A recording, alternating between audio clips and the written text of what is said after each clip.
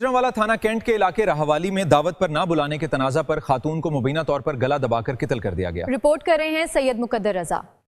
जी बिल्कुल, गुजरांवाला में थाना कैंट के इलाके राहवाली शर्की मोहल्ला चिरागपुरा में दावत पर ना बुलाने के तनाज़े पर खातून को मुबैना तौर पर गला दबाकर कत्ल कर दिया।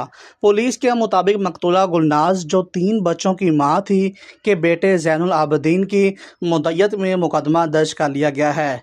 FIR के मुताबिक मुलज़म एहतशाम असलम, जो मकतूला के शोहर का भांजा है, गुज़श्ता रात घर आया और दावत में ना बुलाने पर अपनी मुमानी से उसकी तलख कलामी शुरू हो गई। बहस के दौरान मुलज़िम ने मुबैना तौर पर मकतूला को ज़मीन पर गिरा कर उनके सीने पर बैठते हुए गला दबा दिया कि जिससे वो मौका पर ही जान बहक हो गई। मुद्दई ज़ैनुल आबदीन के मुताबिक वालदा की चीखो पुकार सुनकर वो कमरे पर पहुंचा और मुलज़िम को धक्का देकर अलग किया, तहाम उस वक़्त उनकी वालदा दम तोड़ चुकी थी। कैमरामैन के साथ मुकद्दर रजा, SM न्यूज़, गुजरांवाला।